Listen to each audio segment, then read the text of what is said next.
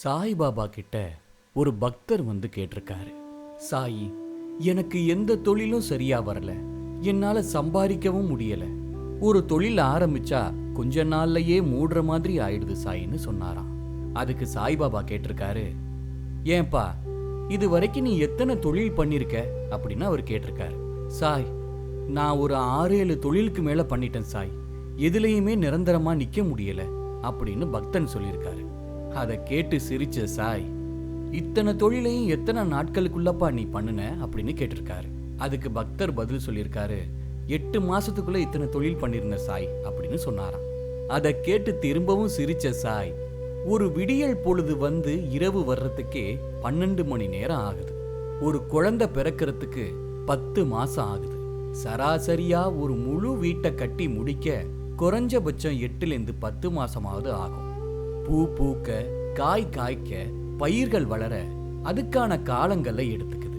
அப்படி இருக்கும்போது நீ இவ்வளவு சிறிய காலகட்டத்தில் இத்தனை தொழில் பண்ணிருக்கேன்னு வந்து சொல்ற. முதல்ல ஒரு விஷயத்த மனசுல வச்சுக்கோ. எந்த ஒரு தொழிலா இருந்தாலும் வேலையா இருந்தாலும் அதை பத்தி பாதியளவு தெரிஞ்சுக்கிறதுக்கே உனக்கு 6லேருந்து 8 மாதங்கள் ஆகிவிடும். முழுமையா அதை பத்தி தெரிஞ்சுக்கிறதுக்கு 1 வருடத்திலிருந்து 1.5 வருடங்கள் கூட ஆகலாம். ஒரு விஷயத்தை எடுத்தோம் கவுத்தோம்னு பண்ணக்கூடாது. ஒரு விஷயத்தை ஆரம்பிச்சா அதுல இருக்கிற எல்லாவற்றையும் தெரிஞ்சுக்க முயற்சி பண்ணணும். அப்படி தெரிஞ்சுக்க முயற்சி பண்ணாலே அதுக்கான காலகட்டம் கூடும்.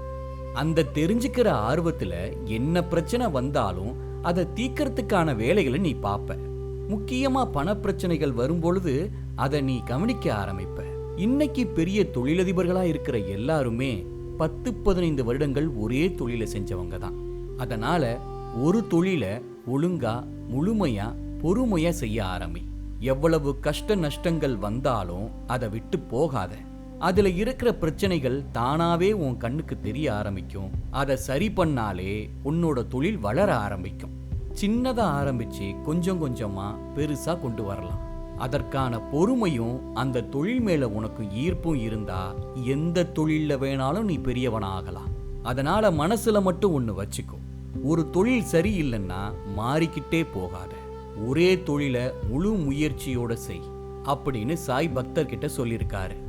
அதை கேட்ட பக்தர், சாய் என்னை மன்னிச்சிடுங்க சாய், இந்த விஷயத்தை நான் புரிஞ்சிக்காம என் வாழ்க்கையே தொலைக்க பார்த்தேன், இனிமேல் கவனத்தோட ஒரே தொழிலை செய்யற சாய் அப்படின்னு சொல்லி சென்றாராம். இந்த வீடியோ உங்களுக்கு நம்பிக்கையை கொடுத்துச்சுன்னா தொழில் பண்ற நண்பர்களுக்கு இதை நீங்க ஷேர் செய்யுங்க. கமெண்ட்ல ஓம் சாயின்னு சொல்லுங்க.